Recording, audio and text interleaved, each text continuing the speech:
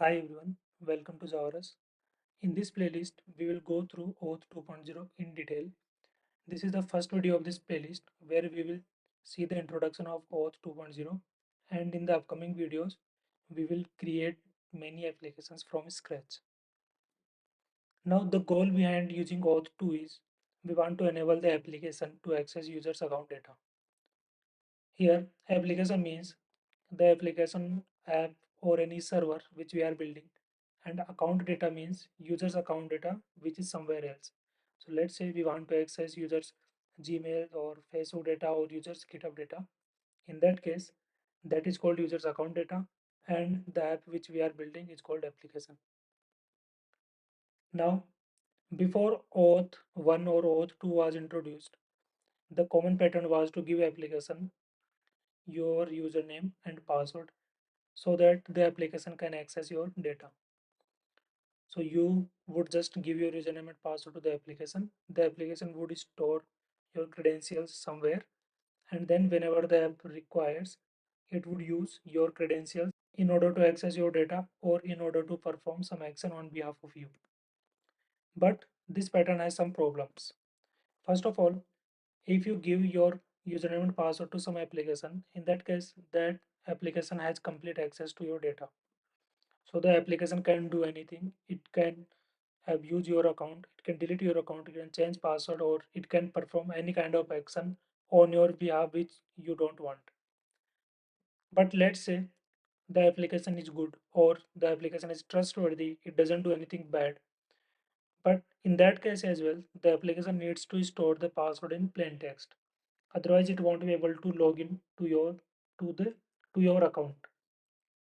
Now, whenever an application stores passwords in plain text, then some other person who can hack into that application server can see your username and password as well, because those are stored in plain text, and then they can misuse your account. Now the third problem is, let's say you want to revoke access which you have given to the application. The only way is to reset your password. Now what is the solution? So OAuth 1 was introduced earlier, and later OAuth 2 was introduced. You should not use OAuth 1, you should always use OAuth 2, because OAuth 2 simplifies many of the aspects of OAuth 1 and it clarifies many confusions. Before jumping to OAuth 2, it is very important to understand the difference between authentication and authorization. Authentication means who are you, that means who is using the application. So for example, if you provide username and password, then the authentication will determine whether that username and password are correct or not. But on the other hand, authorization is a mechanism that determines what access do you have. So authorization doesn't care who you are, what is your name, what is your email ID or anything. It just care about what you can do. If you are not authenticated and if you try to perform some action which are allowed by authenticated users only, then you get 401 unauthorized response. And if you try to perform some action for which you are not authorized, so let's say you are trying to edit some post which you are not allowed to edit, then you get 403 access denied exception. So this may be confusing because if you are not authenticated, you are getting 401 unauthorized response. So don't think that 401 unauthorized means you are not authorized. It just means you are not authenticated. Now let's look at OAuth 2. So let's look at some roles in OAuth 2. So there are four roles. The first is resource owner, second is resource server, third is authorization server, and the fourth is client application. So resource owner is nothing else but the user itself who is using the application and whose resource or whose data our application wants to access, or on the user's behalf our application wants to perform some actions. Now let's look at resource server. So resource server is the place where users data is stored or where our application can perform some action on behalf of user. And this is commonly known as API server as well. Resource server is the one who validates access token. Now let's look at authorization server. So authorization server is the user's interaction point where user logs in and approves the application to act on behalf of the user. So authorization server grants access tokens to the client application, and it generally contains two URLs, one for authorization and one to grant access tokens. And in many cases, authorization server is same as resource server as well. Let's say you want to access users data which is stored on Google. In that case, Google will be authorization server and Google will be resource server as well. And it's the same in case of GitHub as well. So if you want to access users data which is stored in GitHub, then you would use GitHub as the authorization server and resource server both. Authorization servers are called OAuth provider as well. And some authorization servers support authentication. In that case, they are referred as identity providers as well. Now let's look at the client. So the client is third-party applications. In that, in this case, this will be our application which wants to access users data, and it obtains permission from the user by redirecting the user to authorization server. So it gets the access token back from the authorization server and it sends that access token to the resource server. Now, there are two types of client applications, confidential clients and public clients. Let's look at confidential clients.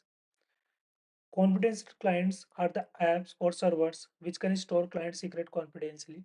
So that means the source code of confidential clients is not visible to the user and user cannot access the client secret. And typically this runs on server and these are referred as web apps as well. So all the server side rendered websites comes into this category. Let's look at public clients. So public clients cannot store client secretly. That means user is able to view the source code of the public clients. So let's say mobile applications, JavaScript applications, single page applications, these all comes under category of public clients. Since client secret cannot be stored confidentially, so client secret is not used in public clients. So anyone can view the source code of the application.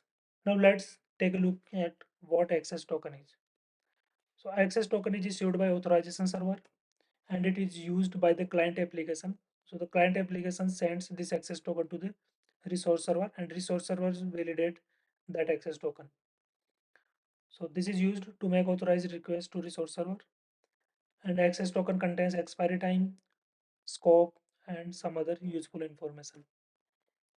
And this is meaningful to the resource server and authorization server, and this does not make any sense to the client application. Client application just receives the access token from the authorization server and it sends it back to the resource server.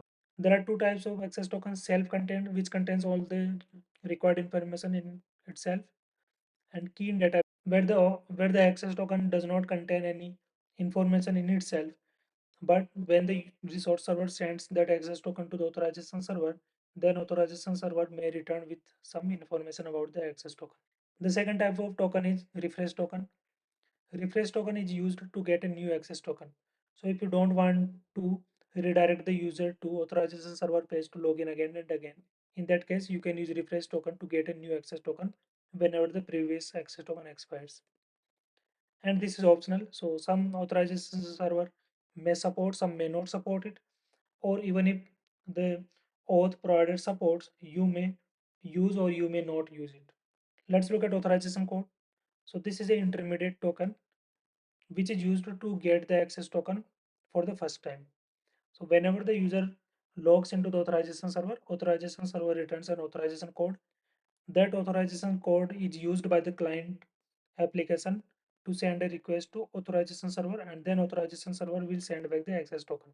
So that was it for this video. In the next video, we will look at OAuth to clients. So mainly we will look at server side apps. Thank you everyone for watching the video. I will meet you in the next video. Until then, keep learning. Bye.